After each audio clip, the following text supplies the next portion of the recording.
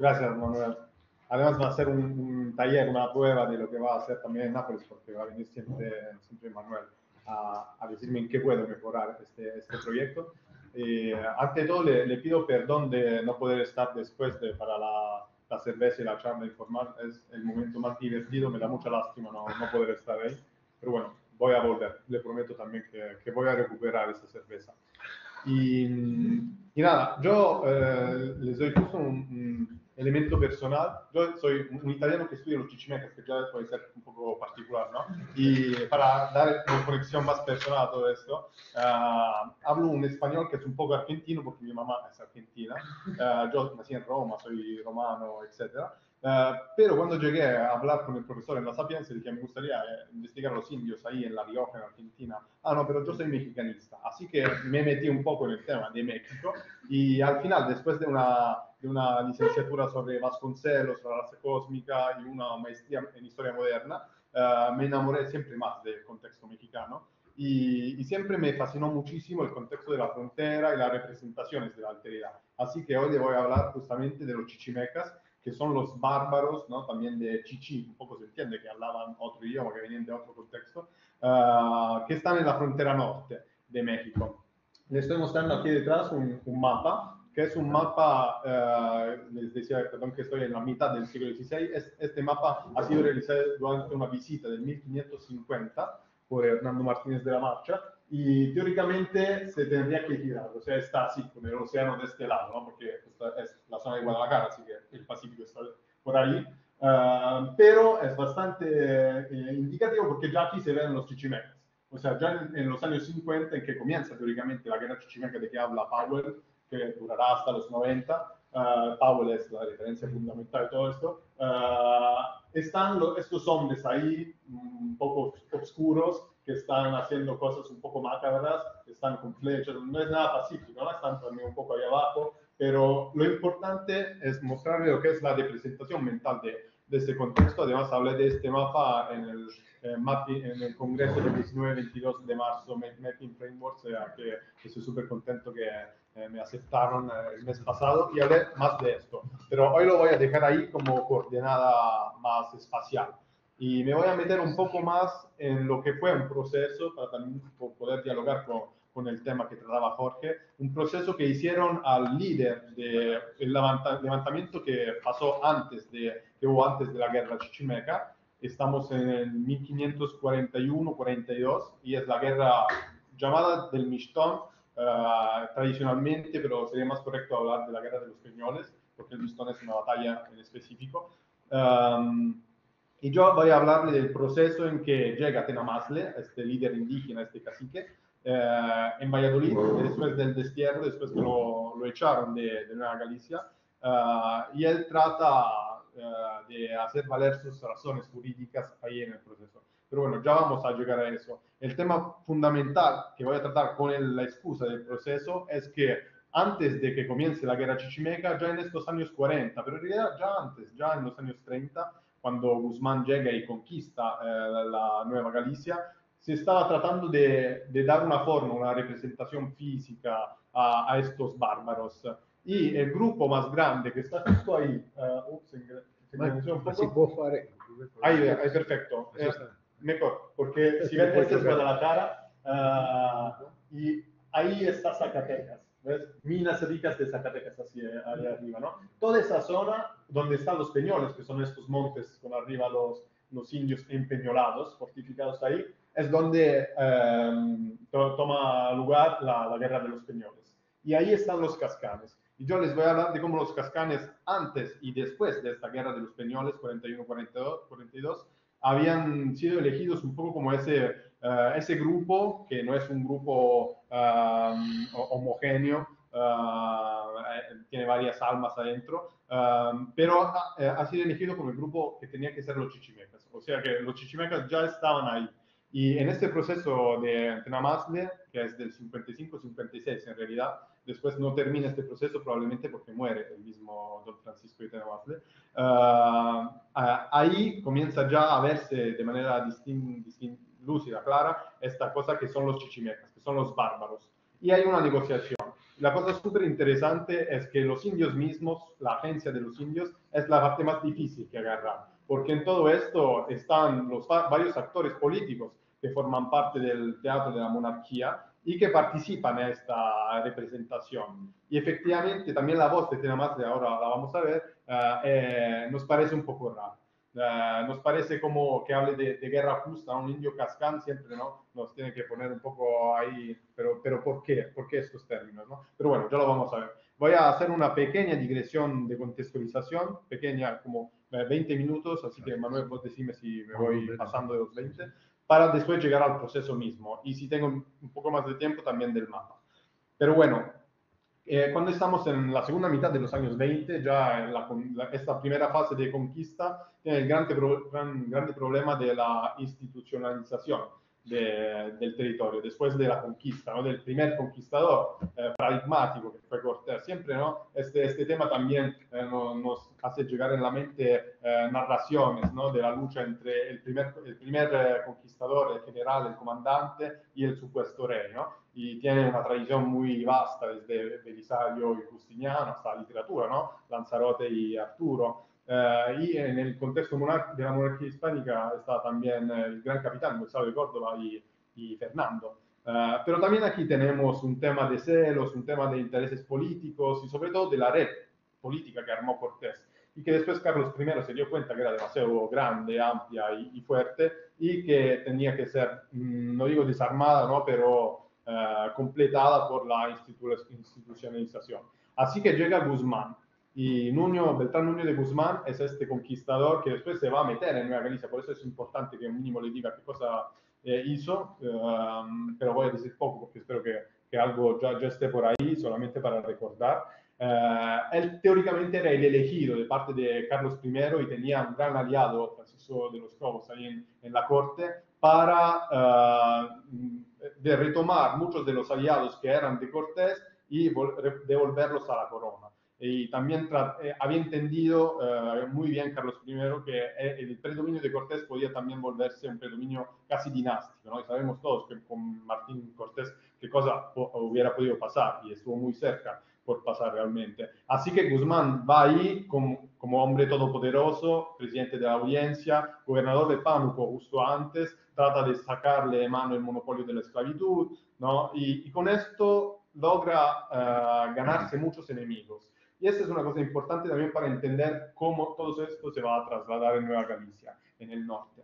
O sea, Guzmán se enfrenta no solamente a la red de los encomenderos, de los indios amigos que eran aliados de Cortés ahí en el Valle de México, pero también de las órdenes religiosas, de la institucionalización de la iglesia. Ahí con los conflictos más grandes que tiene son con los conquistadores precisamente. En el 29 es bastante famosa una reunión que hay en Ciudad de México, para la elección de los procuradores el 9 de enero del 29. Y ahí él trata de atrapar muchos de estos conquistadores con la excusa que estaban complotando contra él. Otro caso es el de la lucha contra Juan de Zumárraga, el primer obispo y arzobispo de Ciudad de México. Con él también ocurren muchos problemas sobre sobre las esferas de poder político, o sea, de control, sobre las que pertenecían a uno o al otro. Y entonces ya ahí comienza a afectarse el poder de Guzmán. Y Los Cobos está siempre más metido en cuestiones europeas, estamos en el 29, y la situación en Alemania, en Italia está bastante densa. Así que Guzmán decide, cuando ya se da cuenta que no tiene más el apoyo de la corte y de la monarquía tan fuerte como antes, decide meterse en lo que era el dorado en ese momento, en Nueva España, o sea, la búsqueda de la conexión con las Indias en el norte. Todos se habían metido ahí. Ya Cortés había mandado un pariente hacia ahí, así que él entre el 29 y el 31 va a conquistar Nueva Galicia, justamente este territorio. Bueno, lo que se imaginaban así. Así que pasa por Michoacán, se va a rumbo ahí en el 29 y el 90% de su ejército, que son como casi unos 20.000 soldados, el 90% son indios amigos, la mitad de Michoacán y la otra mitad del Valle de México. iba con los órdenes religiosos que son franciscanos, especialmente son el orden que se va a especializar en la frontera norte, los franciscanos. Y comienza esta conquista. La geografía de Nueva Galicia es bastante particular. En las relaciones anónimas que surgen de esta expedición se ve que él sufre mucho la lluvia, que el ejército también está bastante agotado y mata a una buena parte de su ejército la lluvia. Y también Nueva Galicia es un proceso tan vasto y tan cerca de la Aridoamérica, está justo ahí entre Mesoamérica y Aridoamérica, así que el clima es en serio una componente bastante importante. Pero sí se da cuenta que en esta geografía hay una cosa bastante importante, las minas. Ya desde el 29-31 descubren las primeras minas y obviamente no son el 90% del contingente de la expedición los indios, y ellos ya sabían, porque comerciaban claramente con esos territorios ya desde la época precolombina, sabían que ellos sabían manejar un mínimo ese metal. Y ese es un elemento importante, ¿no? Porque imaginamos estos indígenas de ahí como, ¿no? Que un poco que tenían el oro y no sabían cómo, ¿no? Cómo manejarlo, la plata en específico. Y bueno, pero la cosa importante es que Guzmán logra conquistar este territorio con esta competencia tremenda con Cortés y con otros conquistadores. Estaba también Pedro de Alvarado, Hernando de Soto, que después se va a ir por otro lado, por Florida. Pero la cosa importante es que él logra conquistar este territorio que quiere llamar inicialmente la mayor Nueva España, ¿no? Nada de competencia, ¿no? con Cortés. Se puede ver desde este nombre. Carlos I dice, no, así no, Nueva Galicia, por favor, que ya era bastante complejo el contexto, pero la cosa fundamental es que ya desde estos primeros años de gobierno de Nueva Galicia se ve que el marco, el enfoque en que tenemos que ver este territorio es la violencia, los malos tratos hacia los naturales. Recientemente Aristarco Regalado Pinedo, que es un historiador de Guadalajara, sacó el juicio de residencia de Guzmán, que estaba escrito en una letra bastante difícil, así que yo estoy súper contento que lo está paleografando, va a ser muy útil. Y esto es el juicio que le hacen en el 37. El 37 comienza este juicio de residencia, y ahí en cada hoja, bastante seguido, se ve que los indios están explotados demasiado bajo, ¿no? La excusa de ir en las minas, a trabajar en las minas. El despoblamiento, que no es solamente el choque con las bacterias europeas, es también que se huyen, o sea que se van estos indios, se escapan. Y otra cosa también es que estos indios no vivían como en la zona del Valle de México, no eran urbanizados como podemos pensar en esa zona. Eran nómadas o seminómadas. También esto no tenemos un poco que deconstruirlo en nuestro imaginario para pensarlo. Por esto también él no lograban asumir por definitivo la obra, el trabajo de estos indios. Así que, bueno, en el proceso se comienza a salir un poco todo este tema de los malos tratamientos, y además comienzan a abandonar el barco mientras que comienzan a hundirse de Guzmán, muchos de sus aliados. El más famoso es García del Pilar, que era el intérprete desde la expedición de conquista, pero son muchísimos los que ven que Guzmán ya no es tan poderoso como antes, ya no es la némesis de Cortés y nunca lo va a hacer. Y después del 37, ya en el 38, Guzmán se va a volver en España y en el testamento se va a quejar tremendamente que nunca obtuvo, ¿no? los méritos que se había ganado con esta conquista, que Nueva Galicia era llena de plata, etcétera, etcétera, que no tenía nada menos que Nueva España. Vuelve la competición, ¿no? con Cortés. Pero esta característica queda también después. O sea, cuando destierran a Guzmán, son las mismas familias que quedan ahí. Los Oñate, los Coronado, los Ibarra, los Estrada, el mismo Mendoza tiene muchas conexiones familiares con esas familias. Y todos participan en esta explotación terrible de la población. Lo sabemos porque hay una crisis demográfica tremenda. Y comienzan a decirle que son haraganes, que no tienen ganas de trabajar, y ahí comienza esta conceptualización de la alteridad. Comienza a darse cuenta que no van a trabajar para ellos, que son casi rebeldes, y el momento de la rebelión comienza efectivamente en el 41-42, con la guerra de los españoles. Cuando los indios se van a empeñolarse, hay una rebelión efectiva, Pero la cosa que no sabemos con certidumbre es si estos cascanes o los varios grupos que van con la etiqueta de chichimecas en ese momento eran vasallos efectivamente o eran indios fronteros. Si era en todo esto era en un proceso de negociación o no. Y ahora les quería mostrar un segundito, un video que lamentablemente no vamos a poder compartir, ya lo tratamos de hacer con los colegas por internet, pero es el video de la barranca, porque vean que ahí donde estaba Guadalajara había un río, ¿no? Y del otro lado, donde están los Peñoles, está más allá Zacatecas, ahí está la barbarie, ahí están los chichimecas. Esta es la barranca, la que ven. Un video que saqué en los meses en que estuve ahí en 2024. Y se ve bastante claramente que es otro mundo ahí. Esta es una barrera natural, esto defendía Guadalajara, ¿no? En cuanto es profundo, es una cosa increíble. Fue emocionante poder ver todo esto, pero uno logra imaginarse que ahí comían carne humana, ahí hacían sacrificios, ahí había la guerra, ¿no? Y esa era la excusa el argumento para hacerle una guerra justa a todos estos que no querían trabajar, que se iban muriendo además, y ¿no? Con todos los problemas crónicos que tenía Nueva Galicia, de agua, que había poca agua también, los problemas climáticos de que íbamos hablando antes. Así que ahí comienza el tema de los chichimecas. Pero ¿quién eran estos chichimecas efectivamente? Para darle una coordenada, ya era un vocábulo que existía en el contexto náhuatl. Habló de esto Federico Navarrete en los orígenes de los pueblos indígenas, que habla del Valle de México y de cómo chichimecas ya tenía un sentido ahí. Linaje de conejo,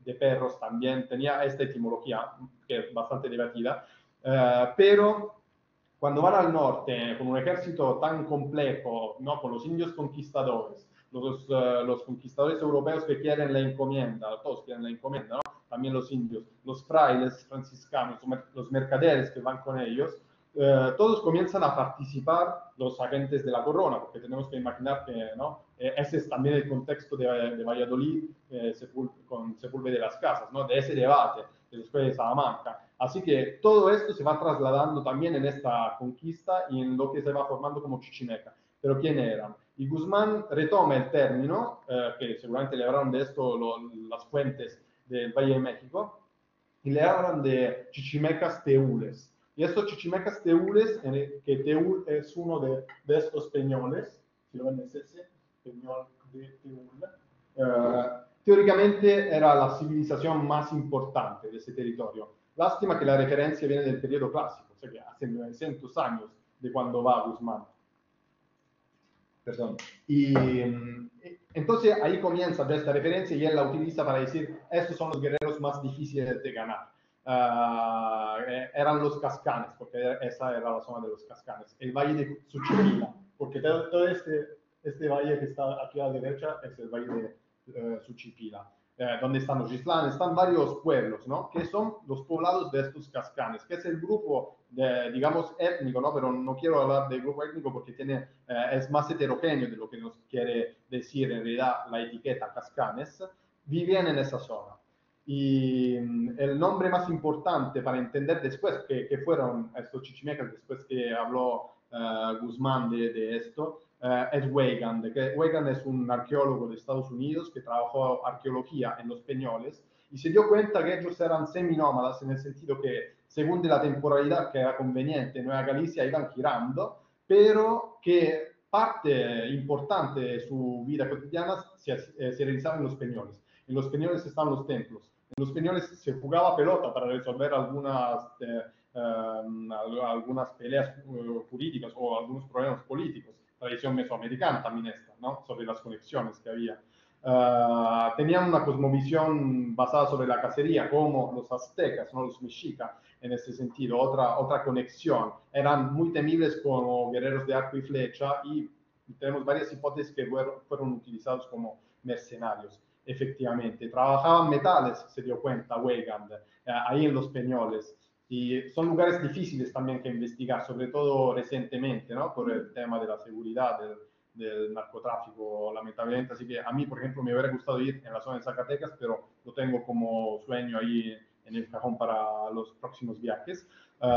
pero así que no tienen elementos de, ¿no? de lo que un europeo hubiera podido ver como una civilización en ese sentido. Y son muy importantes las conexiones con México. ¿Por qué? Porque ya los mexicanos, pero también otros, ¿no? Los tlaxcaltecas, por ejemplo, de Diego Muñoz Camargo, decían que la descendencia venía de una larga peregrinación desde el norte. Y algunos de los ancestros de los mexicas, estos guerreros que llegaron en Mesoamérica y ¿no? con la Tolteca y otros se civilizaron, venían de ese contexto y tenían conexiones, rasgos con estos chichimecas.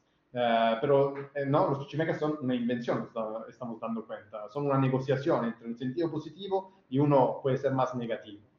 Tenía un idioma muy parecido al náhuatl, además, o sea que sabemos que Tenamazle podía entender el mexica porque lo tenemos en algunas fuentes, o podemos pensarlo por lo menos,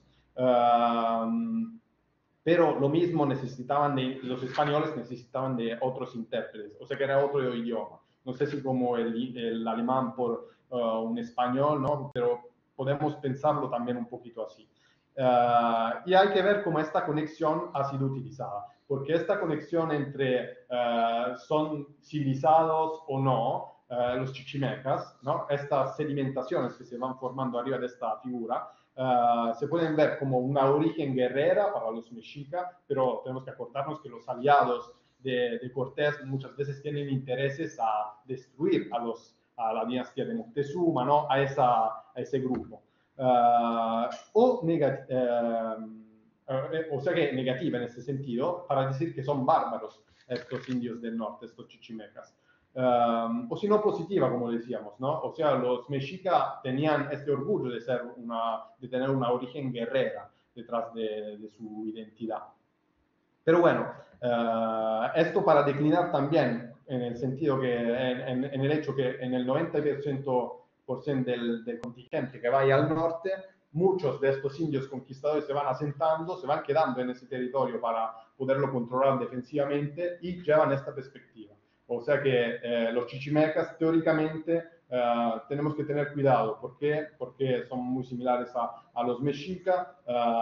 Nosotros tenemos que ganar siempre más méritos y privilegios en el Valle de México, pero también acá. Entonces ahí comienza esta conceptualización del chichimeca como negativo. Esto para hacerle una breve paréntesis bibliográfica sobre lo que dijo Weygand y otros historiadores y arqueólogos, filólogos sobre este tema. Pero vamos ahora a decirle más lo que pasó en esa guerra de los Peñoles y luego el proceso mismo. En la guerra de los Peñoles ya estamos en el periodo mendocino, o sea, después que Guzmán se fue de ahí. Y lo que pasa es que en el 40 justo hay una expedición gigantesca que es la de Coronado hacia el norte. Coronado se va con muchísimos de los soldados que estaban ahí asentados, entre indios conquistadores, encomenderos europeos, etc. Y se va hacia el norte buscando Cibola y Quiviria, en el Nuevo México, Arizona, mucho al norte. Y en ese momento aprovechan los indios, los cascanes, especialmente para levantarse.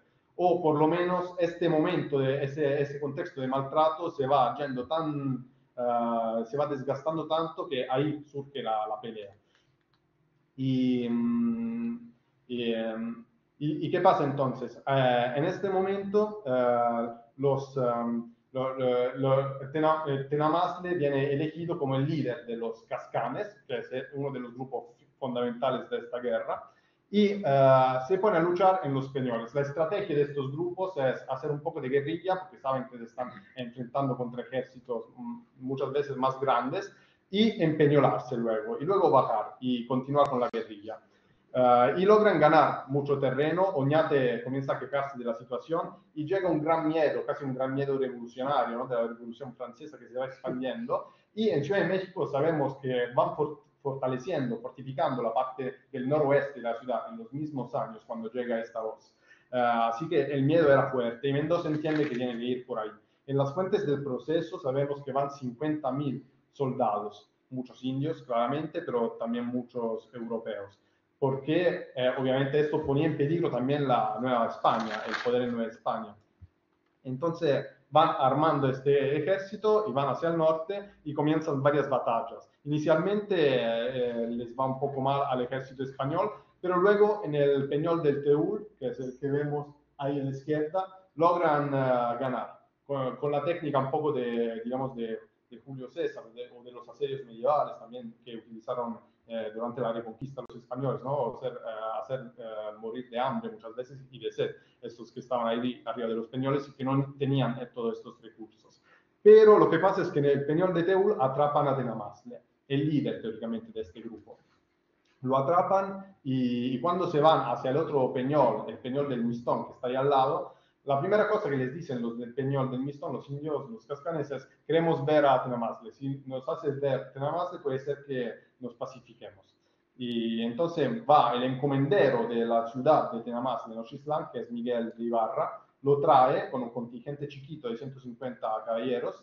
Y cuando se ven con los indios, en ese momento, con un juego de prestigio, Tenamazle se escapa, logra escaparse con los indios, se suben al Peñol y Ibarra tiene que volver a contar esta historia a Mendoza, que obviamente no se queda contento, y continúa la guerra. Pero nunca más van a atrapar a Tenamazle. Tenamazle ya ahí se vuelve un mito. Ahí comienza esta historia, ¿no? del que con una traición, ¿no? O como un homo moderno, ¿no? Como hicieron con Atahualpa, ¿no? Con el mismo Moctezuma, no logra ganar la circunstancia, pero parece raro, ¿no? Esto que tenga un papel así un indígena, además no un chichimeca, como él. Parece interesante esta dicotomía entre traidor y homo modernos, y logra escaparse y se escapa por 10 años y se mete ahí, en el norte. Si achicamos un poquito el mapa, nos damos cuenta que por ahí están allá, en la zona después, más allá de estos gigantes, ¿no?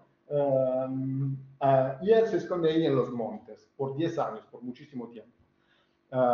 Mientras tanto continúan las negociaciones, él obviamente pasa de nuevo a visitar la zona del Valle del Cuchipila, ahí al norte, donde pasa el río Grande, al norte de Guadalajara, pero no logran ganar definitivamente esta guerra. Esto es importante decirlo porque historiográficamente sabemos que la guerra de los Peñoles es una cosa, 41 y 42, y la guerra de los chichimecas es otra, 50 y 90, mientras que no es así, al parecer, continúa esta dinámica.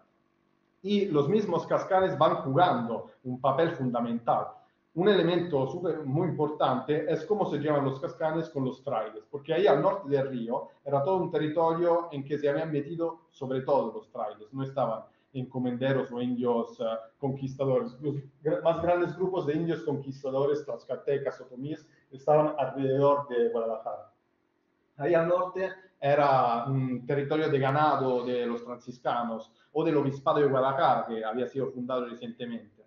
Así que ellos interactúan con los cascanes. Y es bastante interesante ver cómo Maraver, el primer obispo de Guadalajara, que es famoso por el pleito entre Compostela y Guadalajara, por donde tenía que ser el obispado en Nueva Galicia, habla explícitamente en el 49 de estos cascanes, diciendo que son civilizados, que son buena gente, que sufrieron los malos tratos, así que, ¿no?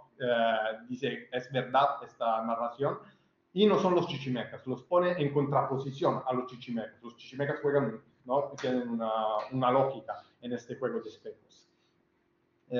Y es importante porque en el 50 no sabemos bien por qué. Yo tengo mis hipótesis, si quieren hablamos de eso después, pero Tenamazle se entrega o lo atrapan a Maraver específicamente. Él se entrega al convento franciscano de Suchipila, en ese territorio. ¿Por qué? Porque tenía un trato con Maraver. Maraver le dice: sí, no te preocupes, te vamos a llevar a Ciudad de México, vas a hablar con Mendoza ahí y vamos a tratar de pacificar este territorio y de tenerte en salvo a ti, a tu familia y al papel que tenía este cacique principal de ese territorio. Lo que pasa es que cuando llegan a Ciudad de México, Maraver en poco tiempo se enferma y muere, y justo antes, que era el defensor, Maraver, no de Tenamazle el único, justo antes de que se muera, se había encontrado con el virrey que había cambiado, era Velasco el Viejo. Y Velasco el Viejo no tenía las mismas ideas de Mendoza, no conocía a Tenamazle tampoco. Bueno, Mendoza lo conocía como el que se había escapado, pero también como el enemigo bastante temible.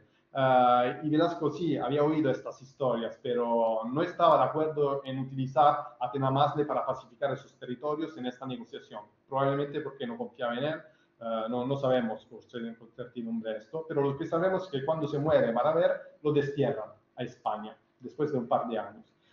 Se queda en España, en Valladolid, hasta que no arma un proceso en el 55-56, no sé cuánto tiempo me queda, pero trato en 10 minutos sí, de hablarles un poco del proceso, en que se puede ver de manera clara, en mi opinión, cómo se va jugando todo, va jugando los niveles de representación entre chichimecas, cascán, idolatra, etcétera.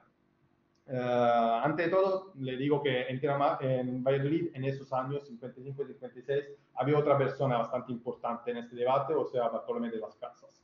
Y si leemos la carta que el mismo Tenamás le dice que escribió, no lo escribió con su mano, pero con un intérprete, etc., el discurso es totalmente lascasiano. Tenamás en su defensa dice, antes de todo, que él fue uno de los primeros caciques que fue a bautizarse, que se casó con un ritual, un casamiento cristiano, que se casó con una principal de un pueblo y que él también era un señor natural, un principal de ese territorio. Y comienza a decir, y yo les leo un par de palabras. Dice, no quise sino salir de paz, mandando a mis gentes que recibiesen a los españoles, benigna y amablemente, y les diesen los bastimientos que hubiesen menester en abundancia, y les hiciesen todo buen acogimiento, sin debérselo más de por una natural y demasiada piedad. Entonces él dice que se llevó bien, digamos, ¿no? Fue un buen huésped en este sentido con los españoles. Pero también denuncia enseguida los malos tratos que desde su perspectiva comienzan con Guzmán. Y él nombra a Guzmán, nombra a Cristóbal y Juan de Oñate, nombra a Miguel de Ibarra, que fue su encomendero, así que vio seguramente bastante de cerca, ¿no? Cómo gobernaba su encomienda Ibarra. Y también ahí él dice que tuvo que hacer lo que hizo, o sea, combatir y rebelarse, ¿no? Rebelarse, resistir más que rebelarse, y luego huir porque era la única cosa que podía hacer. Él dice, no pudiendo más sufrir tanta impiedad y maldad, huyanse a los montes, como naturalmente se huye el buey manso de la carnicería. Y luego, huir de la crueldad inhumana y no sufrible de los españoles, como huyen los animales de quien los quiere matar. Y que esta manera de defensa Dios no la quitó ni privó aún a las piedras. El discurso es totalmente lascasiano aquí, ¿no? Esta defensa de resistir a una injusticia. Sobre todo denuncia el hecho que no se administraba la justicia ahí, que eran solamente malos tratos y que explotaban además estos grupos. Pero aquí llega una frase importante. Él dice, digo que si los indios cercanos de aquella provincia, y estos deben ser los chichimecas, hacen daños, que si hacen daños, yo no soy la causa. Y esto quiere decir que lo habían acusado claramente de ser parte de ese grupo, ¿no? Porque dice, estos deben ser, yo no soy la causa de todo esto, que eran los chichimecas. Y este juego entre los cascanes son buenos, son malos, Maraver que trata de negociar con ellos, dice que no son chichimecas, ahí vuelve en Valladolid todo este debate, que ya estaba del otro lado del océano. Bueno, él propone también en esta negociación con la corona esta vez, después de la denuncia, etcétera, propone de volver a Nueva Galicia si lo dejan, con el propósito de pacificar. O sea, de ir como había hecho también, harán otros grupos, otros indios, capitanes indios, sobre todo en la zona de San Luis Potosí, que trató siempre el mismo Powell. Él propone de ir ahí para pacificar, junto con los franciscanos. O sea que el grupo con que va a ir son los franciscanos. Y es interesante esto, porque es el mismo plan que fue planteando en los años 50, después de Tenamás, de finales de los años 50, el oidor Alonso de Zorita, que decía de ir ahí al norte y con los franciscanos a pacificar ese territorio. Y los mismos franciscanos en los años 60 les van a proponer a Felipe II de comprar los territorios que son administrados por la corona por los franciscanos como solución al problema crónico de las encomiendas. O sea que es esa frontera al norte donde querían ir los franciscanos para negociar y para administrar, como decía Maraver, y los mismos franciscanos en el proceso de Tenamazle, no son los únicos que tienen intereses económicos ahí. Y les nombro solamente dos testigos que me parecieron muy interesantes en todo esto, y voy cerrando. Uno es un agustino, se llama Fray Juan de San Román, y él subraya varios elementos, o sea, dice que Tenamazle no sabe si es un señor natural o un principal de ahí, que era un líder, y puede ser, ¿no?, que era un sistema electivo también para elegir el líder. En Mesoamérica muchas veces era así, pero no es ese sentido, es una delegitimación, ¿no?, del poder de Tenamazle. Fue un traidor, porque cita la cosa, el evento de Miguel de Ibarra, y ahí no es un homo moderno, es un traidor. Y si nos propone de ir a pacificar, no podemos confiar en esta persona. Y agrega, la ida del dicho Tenamazle a aquella tierra no es conveniente para cosa ninguna. Antes sería inconveniente y peligro muy grande. Esto dice Juan de Sarman. Y después dice una cosa que es interesante, dice que llamen a la mujer y a los hijos de Tenamazle, porque en todo esto, desde el 50 hasta el 56, él estaba separado de la mujer. Y esto no podía ser posible, ¿no?, por las leyes nuevas y por las leyes indias. Pero bueno, el plan agustino, es interesante porque si lo ponemos en contraste con lo que dice un franciscano, Fray José de Ángulo, Josepe, aquí tampoco entiendo si es un italiano de Ángulo, me parece un apellido bastante español, pero lo llaman Josepe. Dice que él estaba casado con una principal, solamente un principal se puede casar con una mujer principal, ¿no? Entonces es un señor. Dice que era un contexto de injusticia general ahí. Y sobre todo cita otra cosa que había citado también Tenamazle, que no le nombré, o sea que el acontecimiento que hizo comenzar la guerra de los Peñoles fue que ahorcaron 9 señores cascanes, improvisamente, durante el gobierno de Oñate, mientras que Coronado estaba en la expedición en el norte. Esto hizo surgir la guerra, y la guerra chichimeca que va a continuar luego. Y es interesante intentar contrastar la mirada franciscana y agustina, porque sí tenían una pelea entre Nueva Galicia y el contexto de Michoacán, que si ponemos un poco más chiquito, vemos que ahí abajo hay Michoacán, en el sur. Y ahí era un territorio en que los agustinos tenían mucho más poder, y se querían meter también en Nueva Galicia, pero Nueva Galicia era un territorio teóricamente más bajo el poder de los franciscanos. Y es interesante cómo los franciscanos van dialogando mucho más con los lascasianos. Y en todo esto no quiero tampoco plantear esta guerra intergaláctica, ¿no?, entre agustinos, franciscanos, porque estoy casi seguro que los franciscanos también ahí estaban bastante divididos en el territorio del Valle de Juchipila. Pero es interesante cómo aparezca un Tenamazle esquizofrénico, ¿no? Aparezcan dos Tenamazle. Un Tenamazle que se queja, el lascasiano, ¿no?, de los malos tratos, y que quiere volver ahí como capitán novohispano casi para pacificar ese contexto, pero que se reconozca que su linaje, que es un cacique, etc. Y otro Tenamazle que es el bárbaro, que es el chichimeca en este sentido, que fue un traidor y que después forma parte también de toda la narración que ya en los 50 comienza a circular. O sea que estos chichimecas son caníbales, hacen sacrificios humanos.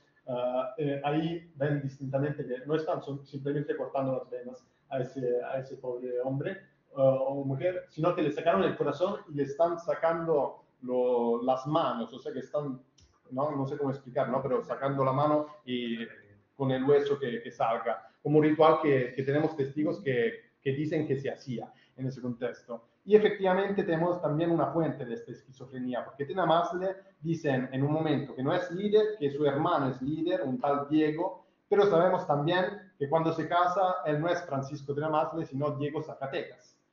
Entonces, también en las fuentes aparece esta historia súper curiosa de este doble juego, doble identidad que supuestamente tiene Tenamazle.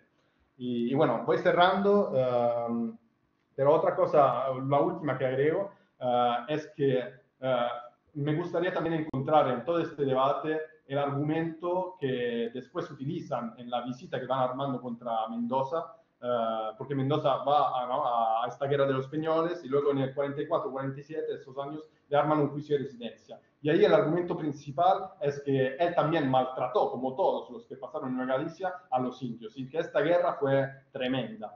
¿Y quién dice que efectivamente fue tremenda, que fueron muchos los malos tratos de los indios? Cortés, porque Cortés en ese momento tenía aún los últimos intereses antes de morir de conquistar ahí, o por su descendencia por lo menos.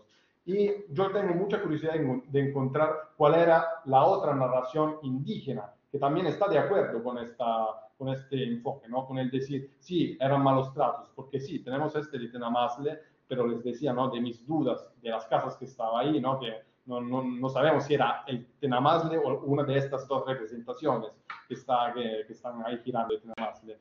Y así que uno de los planes de mi tesis también es encontrar efectivamente estas voces de los cascanes, que ojalá son más asentados, más civilizados, los que estaban en la negociación con Maraver, y que efectivamente denuncian junto a Tenamazle en el discurso de estos malos tratos de los españoles. Y mil gracias por la atención.